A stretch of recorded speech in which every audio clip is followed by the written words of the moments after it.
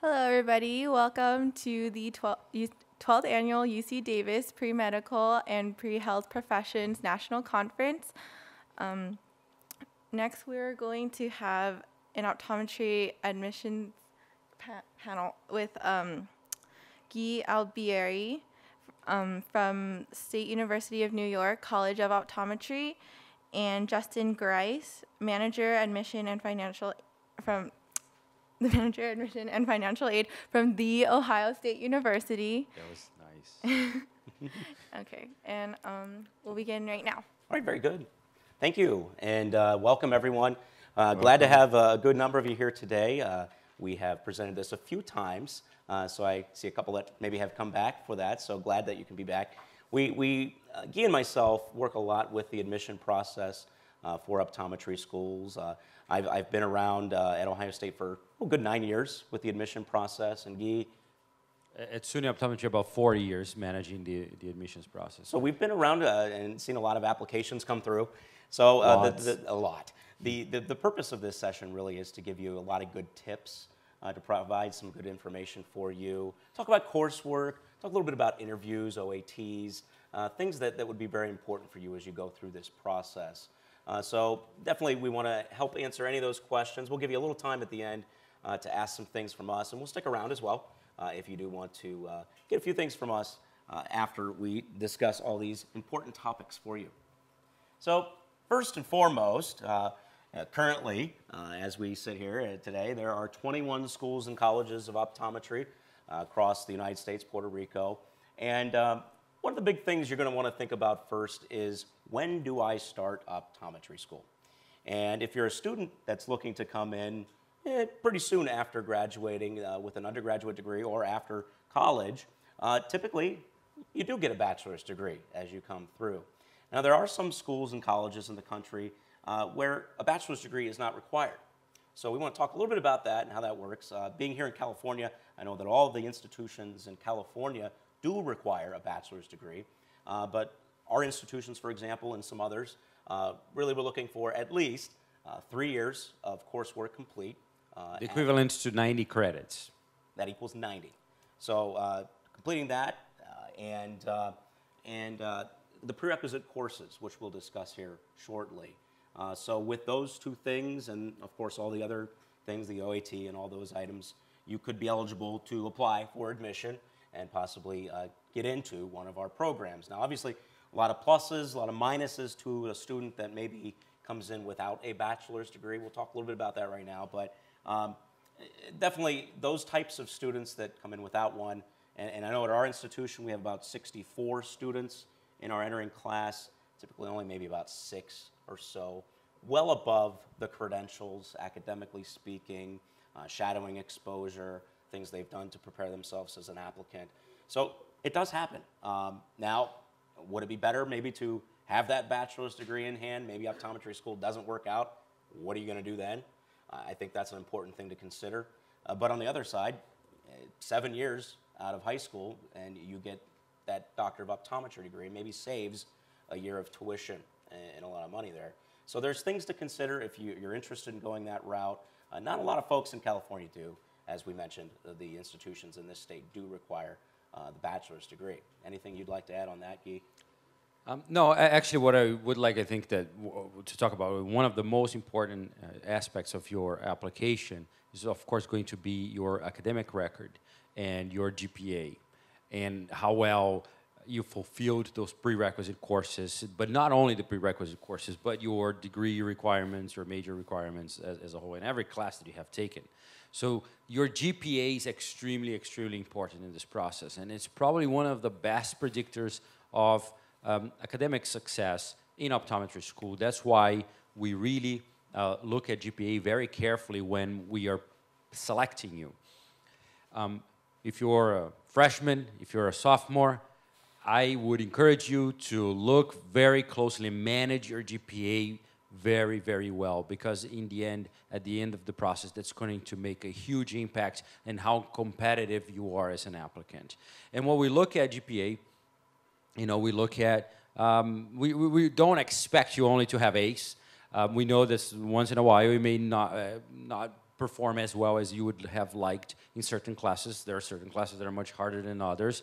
But we look at patterns, and we look at trends, and we look at, one of the things that we say here is that we would like to see courses with a letter grade of C or better. Most schools will only accept prerequisite courses with a letter grade of C or better, okay? Yep. And you see also C-. There are a few schools out there with a C-, but obviously that's not something you want to attain to. So as we're talking, patterns are important. A C here or there may not be the end of the world, not a pattern.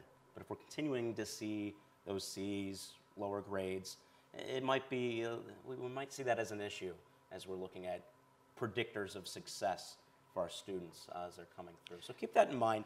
And that also would relate to the OAT, and we'll get to that section here. And as a strategy as well that you can do is if you have had a C minus in any particular course, let's say in organic chemistry, you might want to take and ask the schools you're applying for, do you accept substitutions? And then you can either retake that course or you can take a substitution.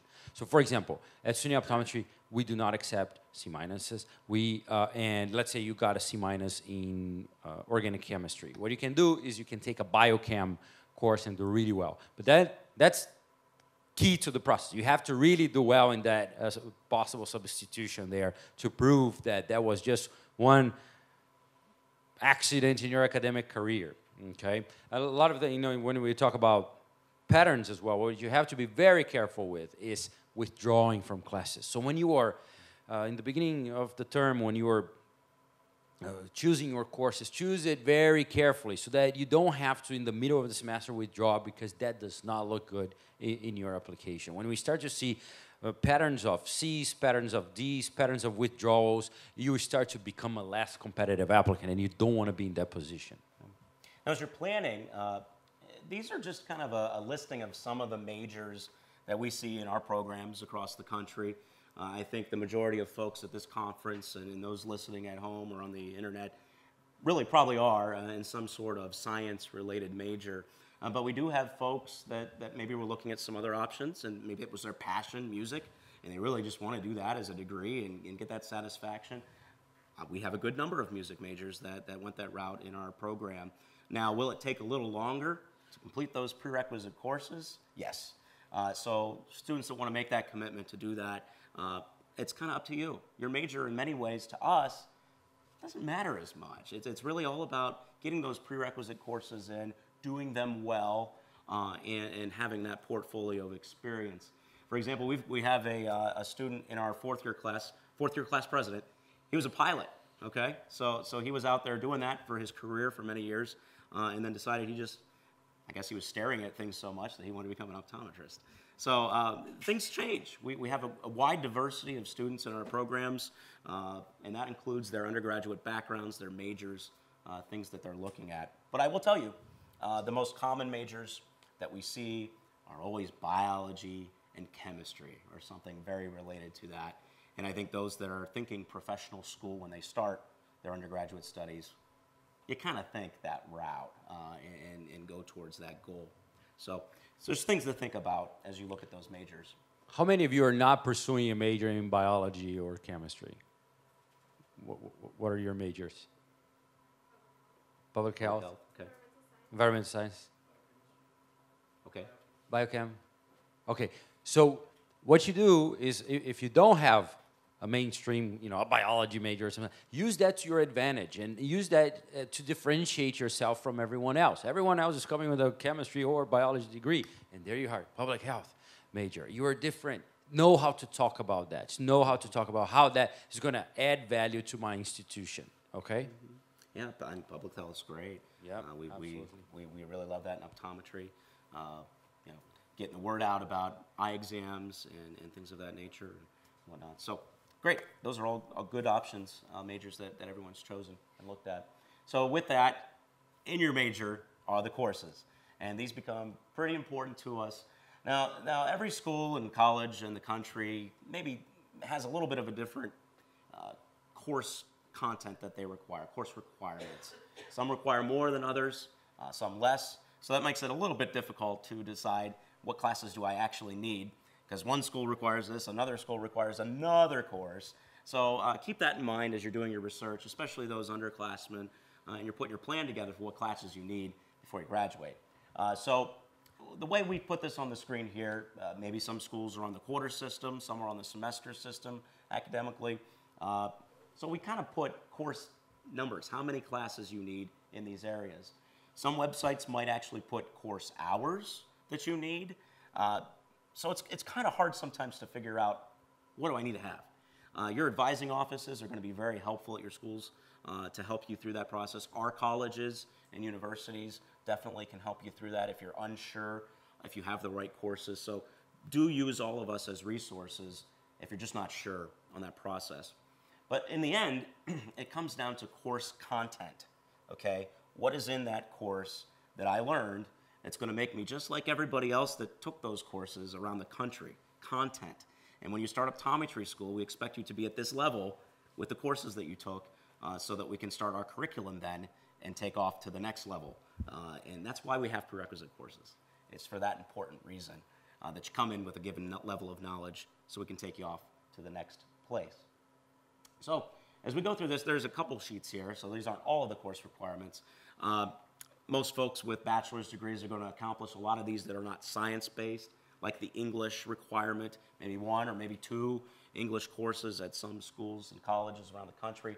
But those of you maybe that have advanced placement coursework or international baccalaureate or CLEP, any types of courses that you've taken maybe pre-matriculation into a college or university at the undergraduate level, many schools and colleges of optometry will accept those as well if your institution for undergrad studies accepted them. So keep that in mind. You might get some credit already coming in from high school. Some schools and colleges do not accept AP or International Baccalaureate or any of those types of programs. So you want to do your research on that too to see who does, what you have credit for coming in. And really it's smart to put a game plan together from day one, what you need, when you're thinking you're going to take it, when you know you're going to be done. And that kind of leads you to that point of when you know you're going to be applying for optometry school as well. So just looking at these requirements, in the math category, most schools will require a form of calculus to be taken as you're getting into the programs. Now what you see here is also in algebra and trigonometry. A lot of people test out of those when they come to their undergraduate studies. So if you come in with calculus, it's not as if you have to go back and take the algebra and trig. It's just as long as you have that calculus.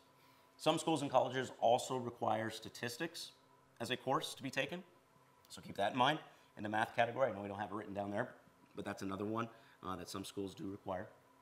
And then really looking at these other types of courses, it's really about a year-long sequence for many of them. So like a general chemistry with a laboratory, a year-long series of courses, really. Organic chemistry, a year-long sequence of that. Some schools and colleges don't require biochemistry. SUNY does not. We don't. And there's others that do not. We do at Ohio State. I believe Berkeley does as well, if you're looking regionally here. And that typically would be one course.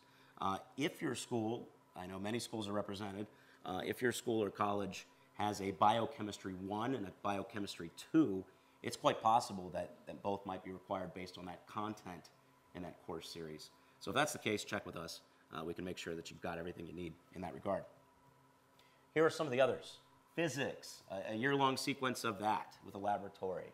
Biology, likewise. Microbiology is required at some schools. It's usually one course with a laboratory. We don't. So there's some schools that do not. See how important it is to maybe investigate this, make sure you have all the requirements. And that's a possible substitution. If you don't do well in a bio course, you can actually use a microbio to substitute for the bio that you didn't do that well. Now, otherwise, coursework, you're looking at some things that are maybe not quite in the sciences, like humanities and the social sciences, and those typically are accomplished with a bachelor's degree. Most schools are a little more lenient on those since they're not right in that science core. Psychology, you're working with patients, so you need to know how people tick. Psychology gets to that, so you're going to see that as a requirement at many schools and colleges as well. Now, physiology, not required at every school, not required at SUNY. Many institutions do require it, though. And it's a course that we look at very closely at Ohio State. we want to make sure you've covered all the systems of the body in your studies. So that might be one course that covers all of them, might be two. I've seen schools it's three. But it's very important for us that you have covered all of those systems, really, so that when you start our curriculum, you're ready to go.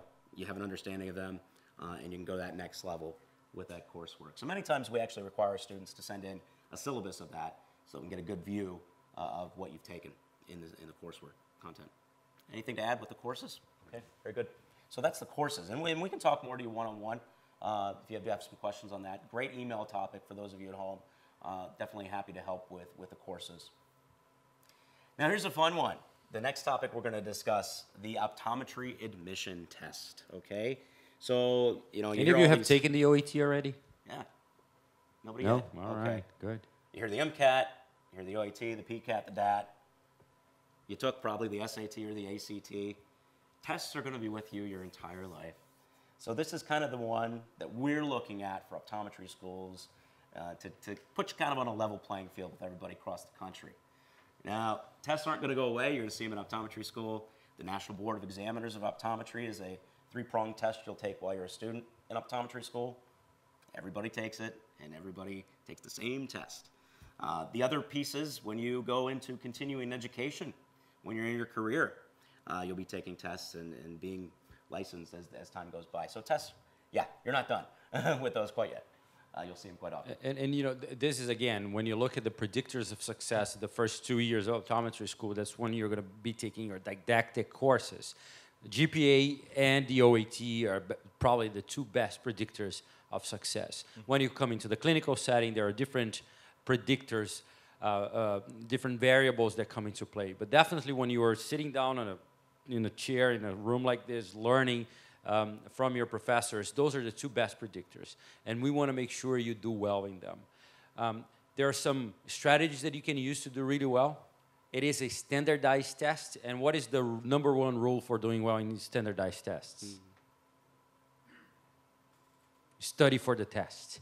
And for the test, okay? So really know what the test is asking of you, how much time you're going to have to go through every single section of the test. So one of the best things that you can do is, for example, use books such as Kaplan or the Princeton Review, the OAT Destroyer, the Crack the Oath that's available online, and do as many mock tests as possible. These are not practice tests that you're not going to take the OAT, the real OAT, to practice. You're going to take some offline practice tests to, as if you were taking the real test to practice, okay? And you will try as much as possible to take the OET once. So when you go in, you go for the win, okay? You're not going to say, oh, you know, if I don't do well now, I'll try again later. If it happens, fine, you take it again, and you have to wait 90 days. But try to do well at the first time you take it. One rule of thumb, and I've done some research with our students that do really well on the OET, and I'm talking about 380, 400 on the OET, and the OET ranges from 200 to 400. So these are people who mastered the test. And most of the time, they will have studied 3 months, 3 to 4 hours every day, and take a break, you know, on a Saturday or Sunday. But that's the amount of time and commitment that it takes for you to really master the test. About 3 months. So what do you do? During that summer, when you're going to be taking the test, you take that summer off, and that's what you're going to do. That's your full-time job, is to study for the test. And most of the time, you will do pretty well. You do a baseline test at the beginning of summer. You see where you stand. Don't freak out when you see your first result, because it's not going to be where you want it to be. So you may be on the 260 level, 280 level, but then as you start to study and put the hours in, you're going to see your scores really, really, really improve. Yeah, and a couple procedural things with the OAT. We mentioned taking the test is not a practice test. There are actually practice tests that are available. We've actually heard students do that. You don't want to do that. The score is going to be with you. All your test scores will be looked at, no matter if you like it or not. So you really want to be prepared for it. The content on the OAT, it is science-based, so that's why these prerequisite courses come back to be important to get on the test, in your curriculum, in your career. If you like the classes in the prerequisite sequence, great. If you don't, Yeah, be careful, because that's going to be with you for quite some time. So physics is on the test. Quantitative reasoning, outside of the sciences, reading comprehension. And then we get into biology, chemistry, organic chemistry. So there's 6 total sections on the test. As Guy mentioned, there's score ranges from 200 to 400. So you can almost look at that like a GPA in some ways. 400, 4.0, perfect test score. 200, 2.0, not quite what we're looking for. You might want to try harder the next time on that one, get a better score. So nationally, give you some averages. The average OAT nationally for test takers, it's about a 300, right around there. The last OAT test take, by the way, just a little statistic to throw out there, 70% of all OAT test takers this past year were female. And when I look around the room, and I can't see it at home, but that's kind of true to the room today, too. Isn't that interesting? So, definitely a lot of females looking at this profession. So when we're looking at other things to keep in mind, you're typically taking this test around the time of application. So you're literally applying to optometry school about 14 months prior to that starting date. So the summer, for traditional timeline, if you graduate in 4 years, that summer between your 4th year, your senior year of college is when you're starting that application. So July 1st is a big day in putting some things together. One big mistake I see sometimes, red flag, if you maybe have not taken physics as a course, but you really want to rush and get that OAT in, don't. Physics is a section on the OAT, and it's one of the more difficult sections.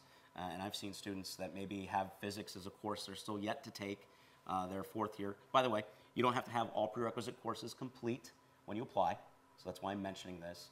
It's nice to have most complete, but definitely not all of them, as you'll have that senior year to still have maybe a couple things to complete. But that can be a big mistake if you take the test, you haven't had the course content from physics. So there's some other things you might be able to do to help with that. Well, actually, physics is probably the section where people struggle the most Yes. in the test, and it can really bring your average down. There is a resource that my students have used. It's called the Physics Destroyer. So that's something you want to write down and maybe buy the book, download the book, and study from that. It's very specific material. And as far as the quantitative reasoning part is concerned, what other students have done in the past is use the quantitative reasoning part of the GRE. So they bought GRE books and took the practice questions from the GRE book, and that really helped them do very, very well on the quantitative reasoning part. Yeah. Now, is there one magical way that everybody's going to get the best score? Yes. It's there really time isn't. of task. It's time and task. It's not necessarily a certain book. No, or a certain absolutely thing. not. Everybody's different. Yeah. So we get that question a lot. Know yourself. How did you do on the ACT, SAT? How did you prepare for that? Those are some things you really want to, put in your head. How do you need to prepare for this so that you can do as well as you can? Combination of academic factors is huge. So the OAT, the GPA, the prerequisite courses, those are the academic components in one of many major decision makers for us as we're looking at your file. Usually I tell my students 300 to 350 hours of study, that's what you need to do well. Don't negotiate with yourself. Yeah, I know, just study 50 hours and I'm fine. I'm above all this, I'll do just fine. When I get into that situation under stress, I just perform. Don't, okay? So I was having a conversation with a student the other day. She was really good on paper. She applied without her OET. She lived in New York. I invited her for an interview. She did great at the interview. She was conditionally admitted, and the condition was that she had to take the OET and get a 320. So she took and got way below that. So I had to reject her. Then she came in for advice. What can I do? I said, all you need to do, everything else looks perfect. All you need to do is to retake this test and do well. What you're going to do is you're going to study for that many hours. She went back, took it again, failed again. And I'm like, okay. So she came again. And, of course, I didn't remember her face very well because I see so many students. And I said, you retook it, didn't do well. What you're going to do is studied this many. Oh yeah, you told me that already. Oh, did you do it? I said, no, I decided to not study so much. Well, that's why we are having this conversation now, isn't it? So don't negotiate with yourself. Just do it. You know, this is what other good students who have done extremely well have done. Don't try to be a trailblazer in this particular aspect of the application. Okay, it's time on task. Spend the time and the energy. Peer-to-peer mentorships too can be big. I know with a lot of students I work with, maybe some upperclassmen have some materials or some things that they've used or done that they want to share with underclassmen. So if you're at schools and colleges where there's some pre-optometry clubs, use each other as resources. Flashcards, all those kinds of things. Working together can really help you get to that next goal. So one of many pieces, obviously, the OAT, but a very important one. We didn't mention, unlike the MCAT, this is a test you can take really every 90 days. You're able to take the OAT. And we like to see one test take, but there are some times where there might be another or maybe one more test take that does the thing if you're in a holistic review process, and that might be just the one lagging factor. So with deadlines coming, we're going to talk about that. Be strategic when you take the OAT. There are different deadlines all across the country for optometry school. Not every school has the same deadline. Every school has the same beginning point, which I think is an important thing to also think about applying early. Don't worry too much about the deadlines. But for strategy's sake, don't take the OAT if you know the deadline's March 31st. Don't take the OAT January 1st because you won't have another 90 days to retake it before the deadline. So think of that too. I've seen students that aren't able to retake it if they maybe they were sick, maybe they just couldn't make it. Something happened.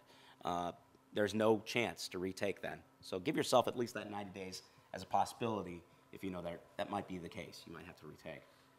So with timeline, we mentioned earlier about 14 months prior to starting in the program is when the application would go live for you. There's a place where you apply. It's kind of like a common application. You know that from undergrad when you apply from high school to your college or university. It's a common application. So it's OptomCAS, OPTOMCAS .org is the website that you would go to apply. And by the way, great resources out there. Obviously, some things we're going to share with you today, but OptomCAS.org has some great things, some tips. Has a lot of information for all the schools and colleges of optometry in the country. So there's some grid boxes about what you need here for prerequisites for each school. We'll talk about supplemental applications as well. It's good, helpful. So as you're researching, not just when you're applying, as you're researching, great place to go to check on things. Another, the Association of Schools and Colleges of Optometry, it's kind of the educational governing board of our profession, and their website is opted.org. So it's opted.org. Another great place for resource, for reference, to help you with some of these things and look more at what the centralized schools require as you're looking on. And of course, our websites of the schools and colleges, the other real good point to go. You'll see March 31st there. That's the deadline at Ohio State. Right here in your backyard, Berkeley's deadline's in December. So there's quite a difference all across the country for when the deadlines are. SUNY's deadline, March 1. So February, some of the deadlines, the Illinois College. So you want to do that research, make sure you're getting everything obviously in time into the schools and colleges as you're applying. And it's not just one thing that you're putting in there. There's so many pieces and parts to your application. So process-wise, stage 1 is OptomCAS, and you're going to actually enter all your courses past high school, every class you've taken. So it's very important to have in hand a transcript or several transcripts from the schools so that you can enter that information into the database. Easy to do, but that's a great way to have the most confident information as you're putting that into the system. There is an essay, so 4,500 characters to tell us why optometry, tell your story, give a lot of great examples, not just I want to help people, but talk a lot about what you've done so far, what you see out of this education, what you can do as an optometrist, what you're thinking right now. Give us examples. Tell us your story. Who did you shadow? What did you do? What makes you a great candidate for us? Why do you want to go to our school? What's good about our school that can help you?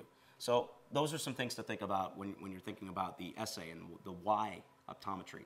If you can't answer why optometry in the interview, it's going to be a real bad thing. So you got to be thinking about that one, why you want to go in this profession. Very important and elementary question to answer for you in the very beginning. One recommendation that I have is when you're thinking about this particular question, why optometry, think about a 3 to 4 bullet points that you can easily communicate as you're being interviewed. And so point number 1 is this, number 2 is this, number 3, so that when you get to the interview, you're not caught by surprise, and you know exactly what your reasons are, and you can articulate your reasons very, very well. Yeah, a lot of factors. So that's a lot of what the OptomCAS application is. Additionally, there are letters of evaluation or letters of recommendation, however you want to refer to them. They're evaluating you. So as you're putting your letters of recommendation together, who you want to evaluate you, there are certain requirements from schools and colleges as well. Many of us will require a science professor, a letter from them. An optometrist, obviously, can be a very important one. Some schools require an advisor or someone you've worked for. So do your research. See what the schools require and what you need there. Yeah, we require a committee letter, for example, if your school has a committee, a pre-health committee. If your school doesn't have a pre-health committee, then we require a letter stating that you don't have a pre-health committee.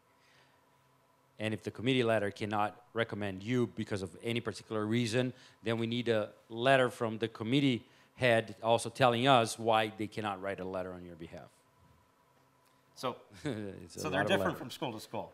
That's one you really want to research. On that website we mentioned, there is a grid that lists these are what we need from each institution. Do your homework on that. It'll help you. And when you approach the letter of recommendation process, I always tell students, and I mentioned this a couple times today and yesterday, anybody can write you a letter of recommendation, but not everyone can write you a positive letter of recommendation. So when you're approaching whoever it is that you wish to get that letter from, make sure they also have some information about you too. You might have shadowed for 10 hours with someone, and that might be your only opportunity to ask an optometrist. I've seen students like that. Share with them your resume, your CV, your aspirations, why you think this is a great profession. Make sure you have that conversation. Make sure they know a little bit about you so that they can write something positive about you. Because you can't imagine how many of these letters we get that are, I recommend Bobby, he would be great as an optometrist, and a couple more sentences, and that's it. So that says a lot about you, the letter of recommendation.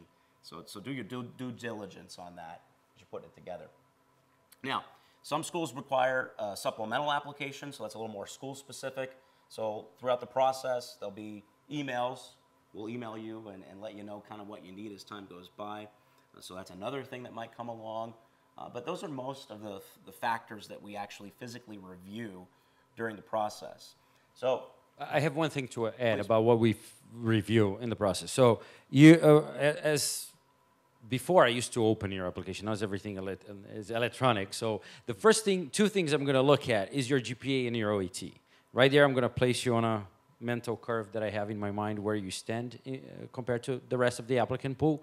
And then the third thing that I'm going to look at is your experience in optometry. Okay? And what I'm looking for is your depth and breadth of experience in the field. How many doctors have you shadowed? How many specialties do you know? And how many modes of practice are you aware of? And I understand that sometimes your experiences are not going to lead you to a number of different modes of practice and specialties. And that's a conversation that we're going to have when we talk about the interview. But I want to see at least 3 shadowing experiences that show that you know the profession that you're getting yourself into. Okay? I think that that's critical. And the way you write about these experiences is also critical. I see students, you have 600 characters to talk about this experience. And remember that some students, they save a lot of words, and they was just write, I shadowed a doctor of optometry for 1 day at his private practice. Boom, period. And so she wrote that, and this lady here wrote a reflective essay using the 600 characters where she talks about what kind of practice it was, what she learned, what she liked about it, how she compares what she learned with this doctor from what she learned from another doctor. She compares and contrasts practices. who wins? You know, the person who was more reflective, who actually thought about her experiences on a deeper level. So pay a lot of attention on how you describe your experiences. Don't save words. If they give you 600 characters, use the characters. Extracurricular involvement on there. If you leave things on the application blank, that's not a good thing. You need to use all the space you can. That might be your one opportunity to tell us about yourself before we see you in person. Brag. Time to brag. Let it all out. You need to. This is important for you to do so. Don't be shy. This is your time to show yourself off. Really, honestly, honors, awards, all those kinds of things. We want to see it. We want to see everything about you before we get a chance to talk to you in person, hopefully, at that next stage. Process-wise, every school has different numbers of seats. I think nationally, we're up to about 1,800 spots in the schools and colleges of optometry each fall. We have, at Ohio State, about 64 spots. SUNY, a little bit more. 100. About 100. So the largest, I believe, is up to about 165 now. Smallest, maybe in the 40s, 30s, as far as spots. So, yeah, I mean, every school's competitive in its own way. So when you look at the funnel, the 600 applicants at Ohio State, we don't review all those 600 applicants through OptomCAS.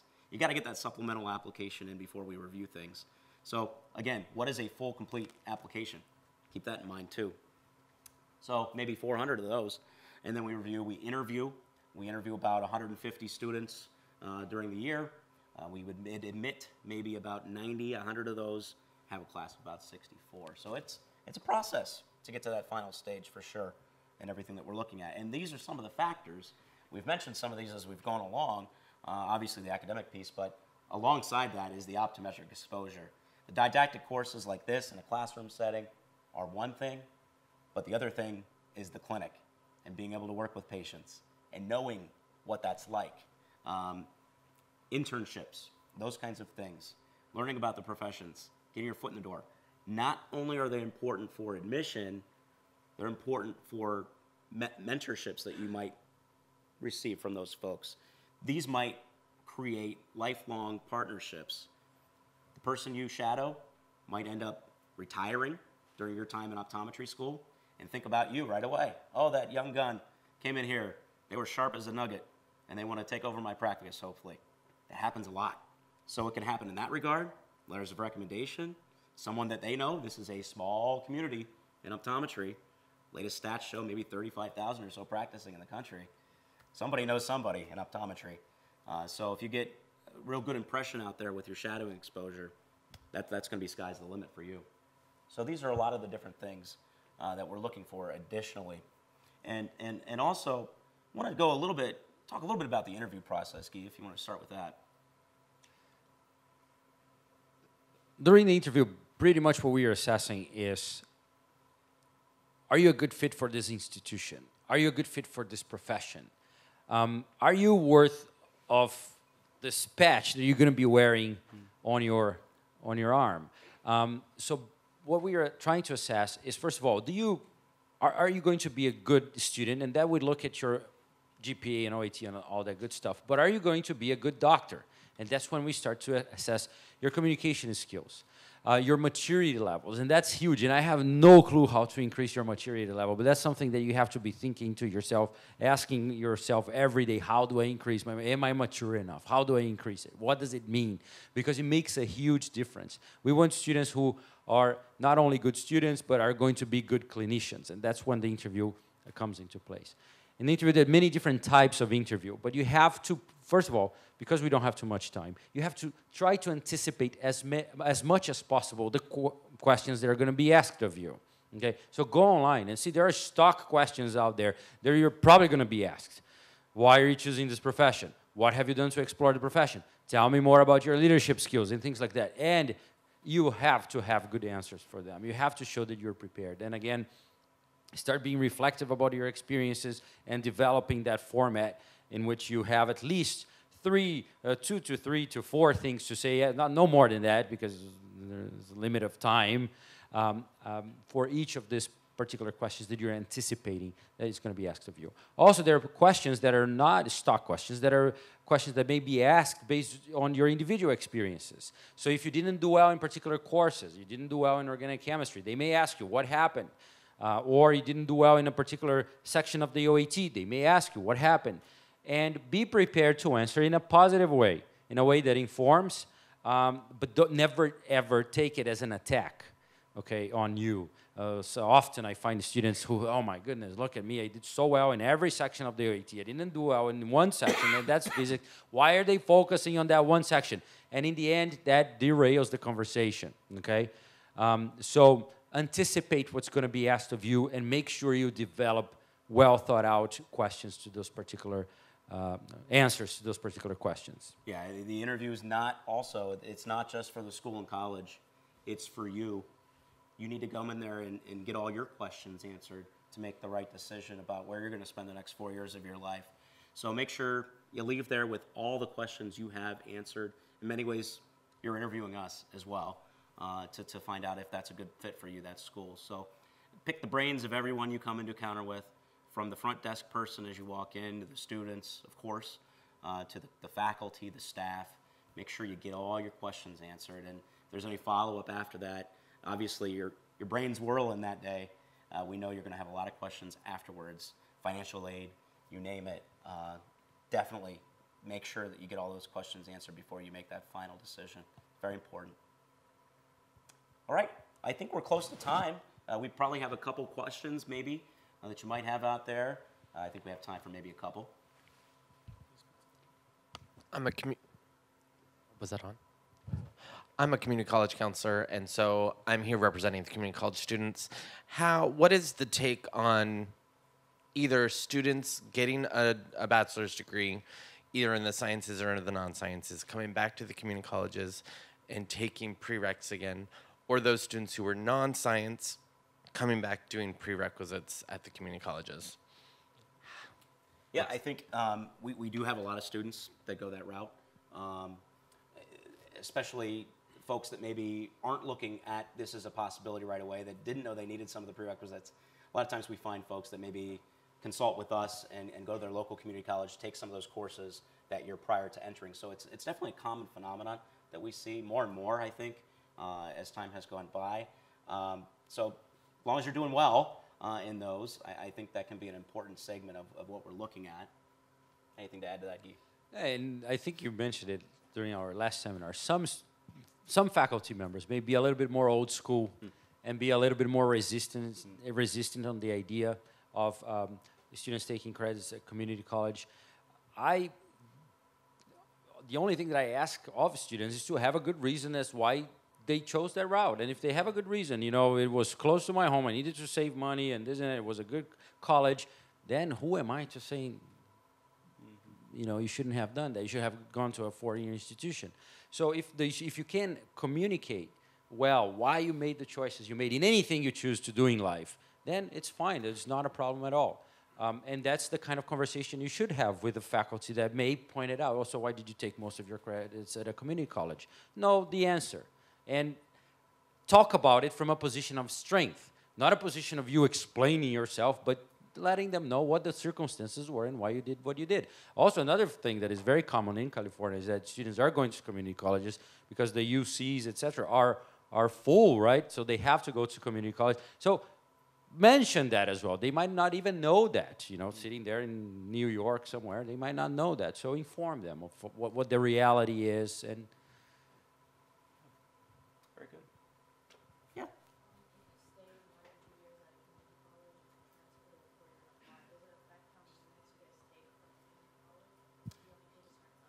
So the question was, if you take maybe a year or two of coursework at a community college, does that affect what schools accept through that process? Is there a certain number?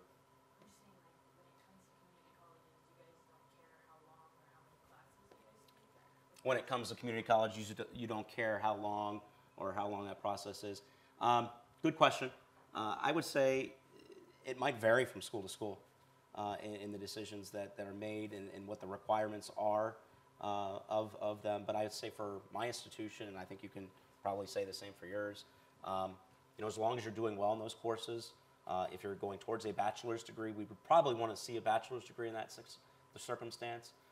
If you're, going above and beyond the B's and the A's and the prerequisite sequence, and then the OAT becomes definitely a very important piece, a level playing field for everyone. And you do well in that, you're going to be a competitive applicant.